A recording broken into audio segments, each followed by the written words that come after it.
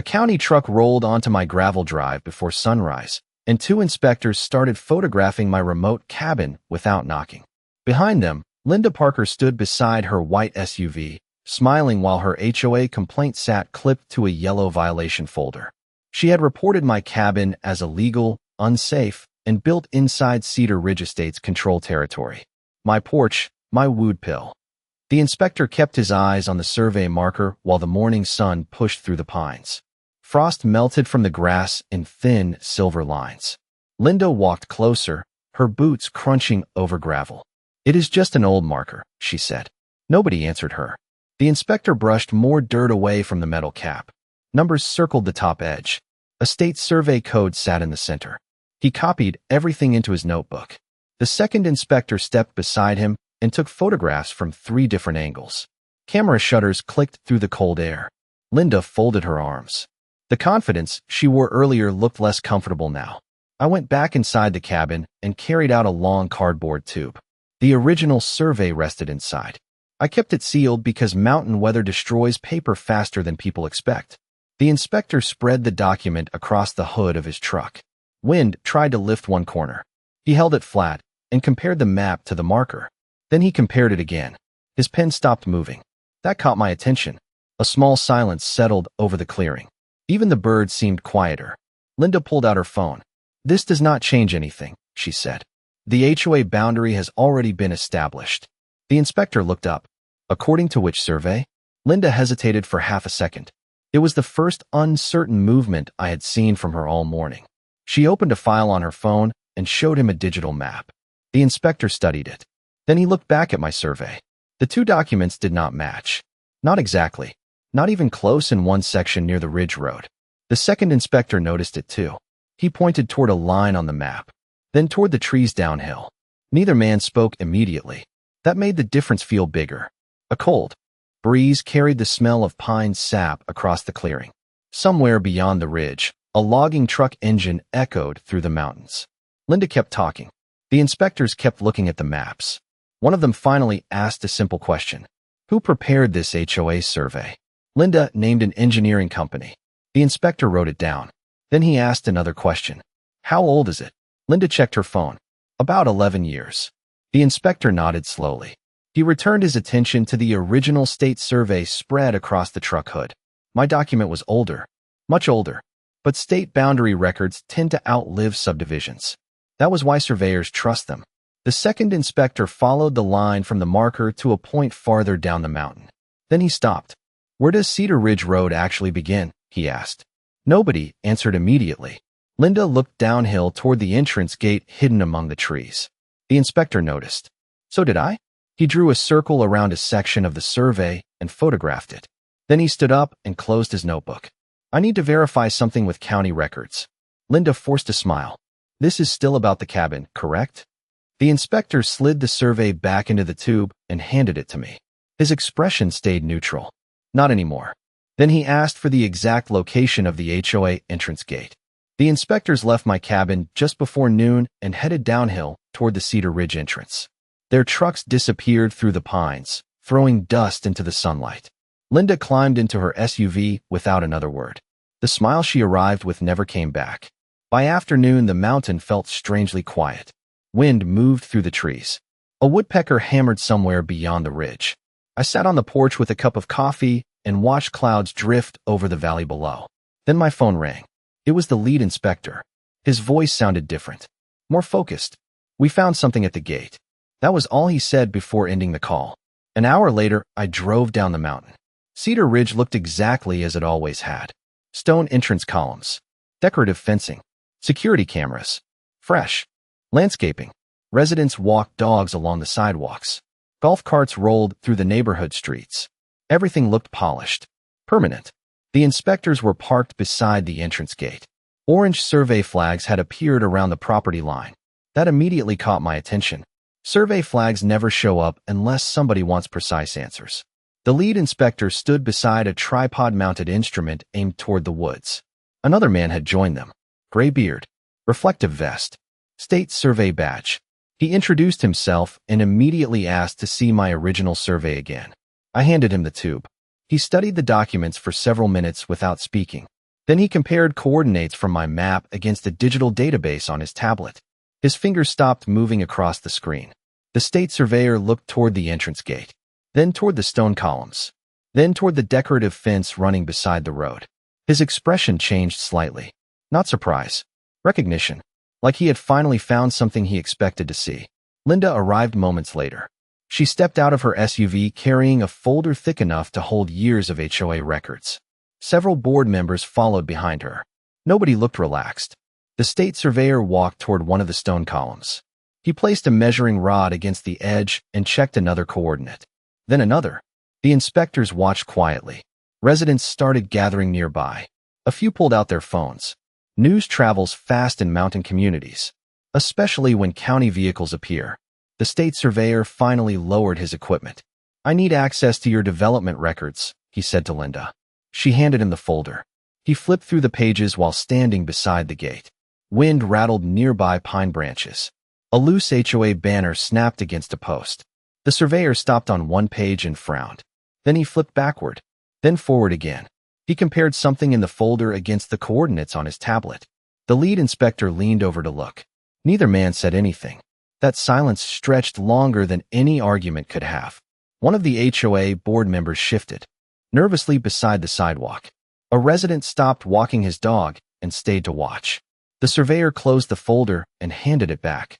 "Where did this boundary map come from?" Linda named an engineering company, the same one she mentioned earlier. The surveyor nodded slowly. Then he looked toward the road disappearing through the trees. "I would like to see the original filing." Linda's face tightened. The lead inspector glanced at me briefly before returning to his notes. The atmosphere around the entrance had completely changed. This was no longer about a cabin. It was no longer about a complaint. The question had become much larger. Then the surveyor pointed toward the HOA gatehouse. The state surveyor walked directly toward the gatehouse while everyone else followed behind. Gravel crunched under dozens of feet. The late afternoon sun reflected from the windows of the small stone building beside the entrance. Security cameras watched the road from metal poles. Decorative lanterns lined the sidewalk. Everything looked expensive. Everything looked permanent. The surveyor stopped beside the corner of the gatehouse and checked another coordinate on his tablet. Then he compared it against the survey marker data collected earlier that morning. The lead inspector leaned over his shoulder. Neither man spoke. Linda stood several yards away holding her folder against her chest. A light breeze moved through the pine trees above us. Residents continued gathering along the entrance road. Some stood beside golf carts. Others remained on sidewalks pretending not to watch. Nobody was leaving. The surveyor measured another point near the edge of the parking area, then another beside the decorative stone wall. Orange survey flags appeared one by one, small pieces of plastic, bright and impossible to ignore. Each new flag changed the mood. The lead inspector eventually asked for access to the gatehouse records. Linda unlocked the door herself. The interior smelled like coffee, printer toner, and fresh paint. Surveillance monitors covered one wall. Community notices covered another. The surveyor spread several documents across a desk beneath fluorescent lights. He compared coordinates, property descriptions, filing references. Every few minutes he circled another item with a red pen. I remained near the doorway, watching, listening. The room felt smaller each minute. Linda tried to explain the development history. The surveyor listened politely, then returned to the documents.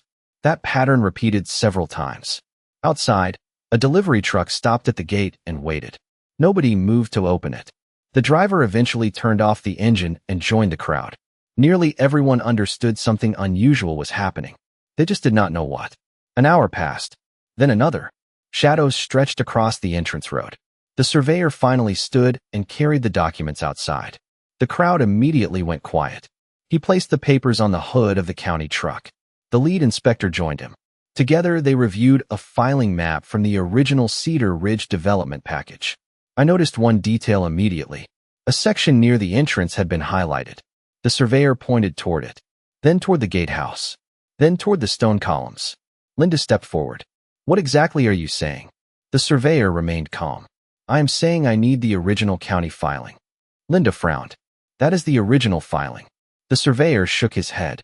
"No, that is a copy." Silence followed. Even the wind seemed to disappear. One of the HOA board members lowered his eyes. Another looked toward the road. The lead inspector wrote something into his notebook. Then the surveyor revealed the part that changed everything. The county database listed a different reference number for the first boundary submission. Not revised. Different. Completely different. Linda blinked twice. Her confidence slipped for the first time all day. The crowd began whispering. Residents exchanged confused looks. The delivery driver folded his arms and stayed where he was. The surveyor closed the folder and slid it back toward Linda.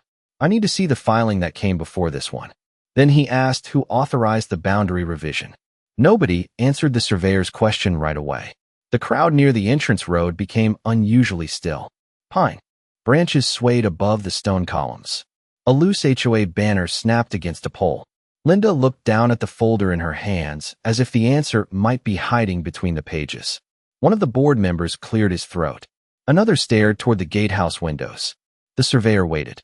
He did not rush. People who work with land records learn patience early. Eventually, an older board member stepped forward. His name was Robert Gaines. I had seen him around Cedar Ridge for years. Retired banker. Quiet. Always standing one step behind whoever happened to be HOA president at the time. The revision happened before Linda joined the board, he said. The surveyor wrote the name down. Who approved it? Robert hesitated. I would need to check old meeting records. The lead inspector immediately asked where those records were stored. Robert pointed toward a filing room inside the community clubhouse. The surveyor nodded once. Then he requested access. By then the sun had dropped lower over the mountains. Long shadows stretched across the entrance road. Residents slowly followed the county vehicles toward the clubhouse parking lot. Nobody wanted to miss what happened next. Inside, the clubhouse smelled like carpet cleaner, coffee, and polished wood. Framed photographs lined the walls. Community events. Holiday parties. Ribbon cuttings. Years of HOA history. The filing room sat near the back office. Metal cabinets filled one wall from floor to ceiling. Robert unlocked the door. The surveyor immediately began searching through archived meeting minutes and development files. Paper rustled. Cabinet drawers opened and closed. The room remained quiet except for the sound of pages turning. Linda stood near the doorway with her arms folded. She barely spoke. That alone told me how much the situation had changed. 2 days earlier, she had been trying to shut down my cabin. Now county officials were reviewing decades of HOA records. Hours passed. Residents drifted in and out of the hallway. Some brought coffee. Others whispered among themselves. The lead inspector continued taking notes. Then just before sunset, the surveyor found something. He removed a thin binder from the bottom drawer of a cabinet and opened it on the table. The room went silent. A yellow divider labeled boundary adjustment sat inside. Several signatures appeared on the first page. Meeting approvals followed. Then engineering correspondence. The surveyor turned another page and stopped. His finger rested on a handwritten note attached to a revised boundary exhibit. He read it once. Then again. The lead inspector stepped closer. Robert leaned over the table. Even Linda moved nearer. The note referenced an unresolved conflict involving original state survey markers. My attention locked onto those words immediately. The surveyor carefully removed the page and placed it beside the earlier documents. More references followed. Marker discrepancies. Verification delays. Pending review recommendations. Every page suggested the same thing. Questions had existed long before the revision was approved. Questions nobody fully resolved. Outside, evening wind moved through the pines. The clubhouse windows reflected the last orange light of the day. The surveyor closed the binder and looked directly at the lead inspector. I need the state archive file. Then he read a reference number none of us had ever seen before. The reference number followed me all the way home. Night had settled over the mountain by the time I reached the cabin. The headlights swept across the trees and disappeared into darkness. Pine branches moved in the wind. The old porch creaked beneath my boots. Inside, the wood stove still held a faint glow. I placed my folder on the kitchen table and stared at the handwritten number copied from the binder. One line. 8 digits. Yet everyone in that clubhouse had gone silent when the surveyor read it aloud. That alone told me it mattered. I poured a cup of coffee and opened my laptop. The state archive database was not public, but I knew someone who had worked with it for years. His name was Daniel Mercer. We had crossed paths on several land access projects across the state. He knew boundary records better than almost anyone. I called him the next morning. The line rang twice. Then he answered. I read the reference number. Silence followed. Not confusion. Recognition. That was different. Where did you get that? He asked. I looked out the cabin window toward the ridge. Morning fog hung between the trees. That is a long story. Daniel did not laugh. Send me the number. Then he hung up. 3 hours passed. The waiting felt longer. I split firewood behind the cabin. I checked the water tank. I repaired a loose section of fence near the trail. Every few minutes I looked toward my phone. Nothing. Around noon the sky cleared. Sunlight broke through the pines and lit the hillside. Then my phone finally rang. Daniel again. This time his voice sounded completely different. Jack, I found the archive file. I sat down on the porch steps. Wind carried the smell of warm pine needles through the clearing. And another pause. Papers shuffled on his end. The boundary revision should never have been finalized. I felt my grip tighten around the phone. Daniel continued. The original state review had flagged multiple survey conflicts. Several markers did not align with the revised HOA map. The review remained unresolved for months. Then the file simply stopped. No final correction. No complete verification. No signed resolution. Just a revised boundary entering county records years later. I stared across the mountain. The trees looked exactly the same. The cabin looked exactly the same. Yet everything felt different now. Who approved it? I asked. That is the problem, Daniel replied. I cannot find a final approval signature. The words landed harder than I expected. State reviews always ended with signatures. Always. Without one, questions remained. Daniel sent copies of several archive pages to my email. I opened them immediately. Review notes. Survey comments. Marker discrepancies. Then one page stopped me cold. A handwritten annotation pointed toward a section of land near the Cedar Ridge entrance. The note warned that ownership could not be confirmed without additional field verification. I knew that location. Everyone did. It included the entrance road, the gatehouse, and the first section of community property. My phone buzzed again. This time it was the lead inspector. We need to meet tomorrow morning. His voice stayed calm.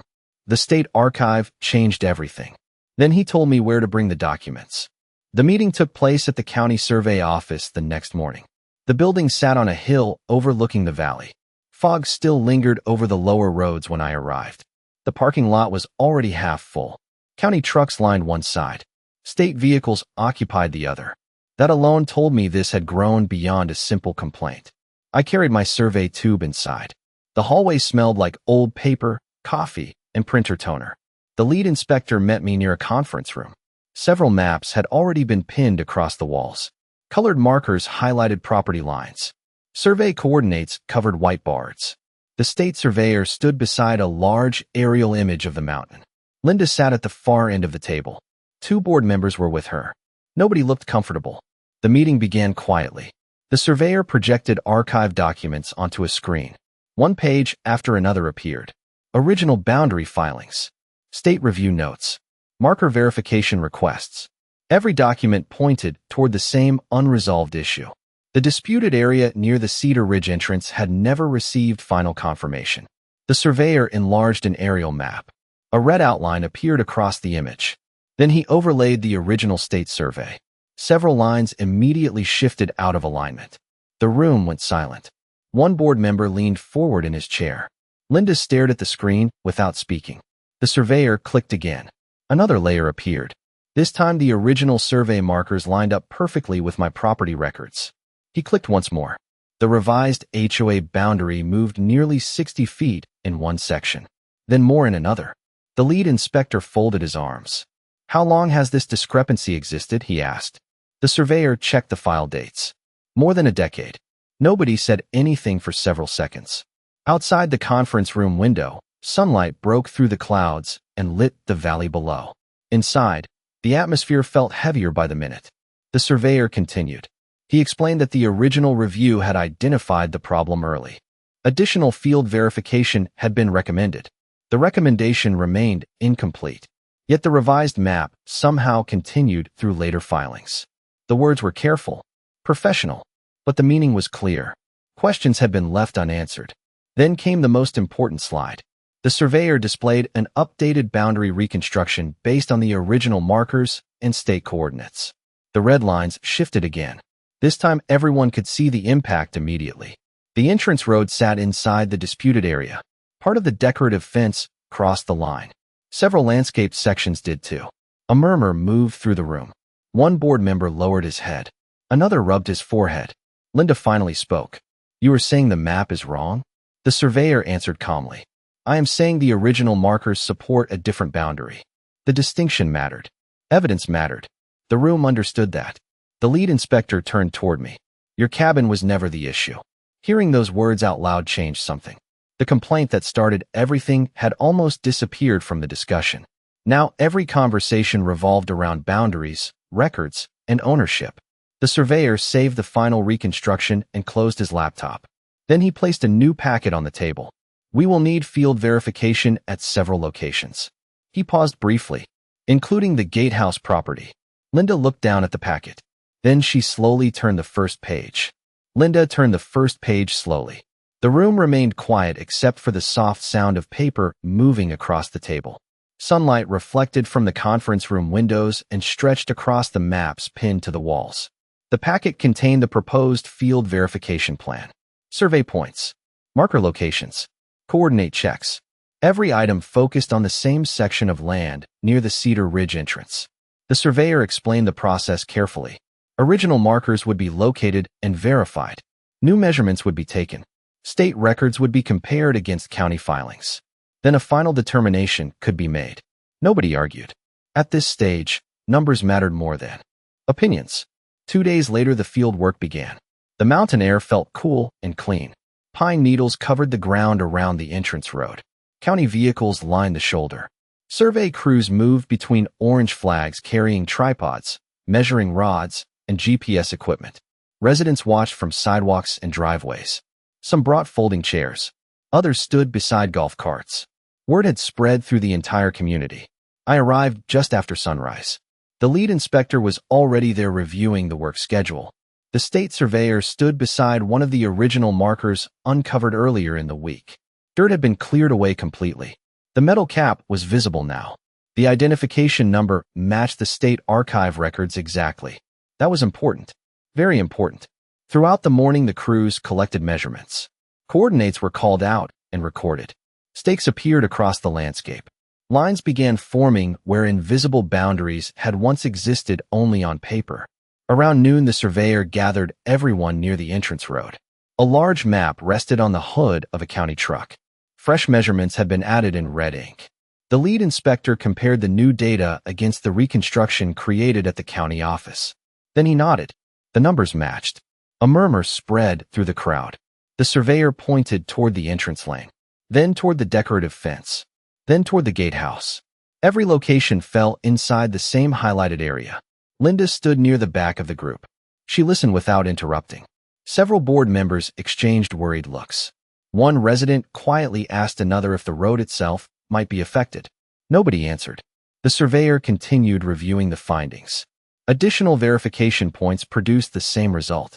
Marker after marker supported the original state survey. Marker after marker contradicted the revised boundary map. By late afternoon, the evidence had become difficult to ignore. The lead inspector closed his notebook and looked across the entrance property. Vehicles passed slowly through the gate. Residents stopped to watch. Wind moved through the pines above us. Then the surveyor revealed the final field summary.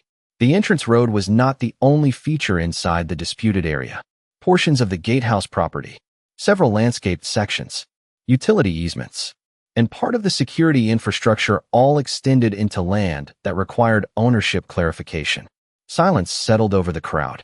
The complaint against my cabin felt very far away now. The conversation had become something much larger. The surveyor carefully placed the summary packet into a folder and handed copies to the county officials. Then he announced the date of the formal review hearing. The formal review hearing took place 3 weeks later. Morning sunlight reflected from the county administration building as residents, board members, surveyors, and officials filed through the front doors. The air smelled faintly of coffee and rain from a storm that had passed overnight. I carried the same survey tube that had sat on my cabin table for years. The lead inspector nodded when he saw me enter. Across the room, Linda sat with several HOA board members. Thick binders covered their table. Nobody looked confident anymore. The hearing began with a review of the original complaint. The county official summarized the allegations against my cabin. Then he reviewed the inspection findings. Permits, approvals, records. Every requirement had been satisfied. The complaint itself produced nothing. That part ended quickly. Then the discussion shifted to the boundary investigation. The room became noticeably quieter. Maps appeared on large screens. Survey photographs followed. State archive records filled the display. The state surveyor walked everyone through the timeline. Original markers, initial filings, unresolved review notes, later revisions, field verification results. Every step connected to the next. Every document supported the same conclusion. The revised boundary could not be fully supported by the original state survey data. Linda listened without interruption. Occasionally, she looked down at her notes. Most of the audience focused on the maps. The red and blue lines told the story more clearly than any speech could.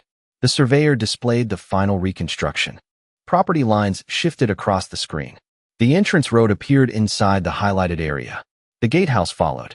Utility easements appeared next. Then sections of landscaping and security infrastructure. A low murmur moved through the audience. The county official allowed several questions. Residents asked about road access, utility maintenance, future corrections. The answers remained calm and practical. Nothing dramatic happened. No one raised their voice. The evidence did all the work. Eventually, the county official reviewed the final findings. The complaint against my cabin was dismissed. The original survey markers remained valid. The state archive records would be used for future boundary clarification. Additional review would determine how the affected HOA properties would be managed going forward. Then he closed the file. Just like that, the issue that started everything was over. I stepped outside after the hearing ended. Clouds drifted across the mountains in the distance. The parking lot buzzed with quiet conversations. Surveyors packed equipment into trucks. Residents gathered in small groups. Some looked relieved. Others looked exhausted. Linda exited the building a few minutes later. She paused near the sidewalk and looked toward the mountains. For a moment, neither of us spoke.